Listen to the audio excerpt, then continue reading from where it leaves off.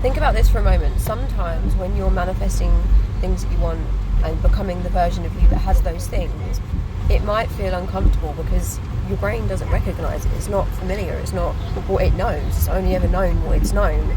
So don't feel like if you get what you want and you all of a sudden start thinking, this is too good to be true, or this doesn't feel right, or maybe I'm not good enough, or I don't deserve it. That's just your brain trying to keep you stuck in the old you, in the old story, because that's all it's ever known. So you have to persist with that change and persist with knowing that you do deserve it and you are worthy of it, and you can have those things even if it feels a little bit uncomfortable. Just think, things, when you first have something new or do something new, it doesn't always feel comfortable or familiar. It's the same when you start going to the gym. You don't feel comfortable at first. When you start a new job, you feel a bit uncomfortable at first because it's a new job, you don't really know what you're doing.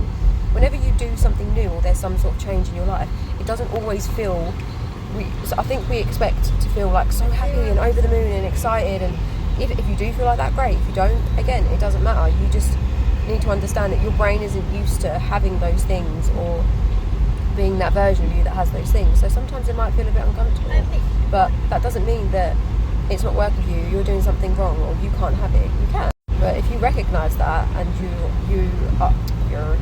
you're aware of that, then it's going to make it a lot easier for you to distinguish between, I'm not worthy of this, I can't have this, something's obviously wrong because it doesn't feel right, and then knowing that, hang on a minute, it's just because it's something different, it's a change, my brain isn't yet familiar with it. But the more you persist in thinking this new way, the more familiar your brain comes with your brain. The more familiar it becomes to your brain, if that makes sense.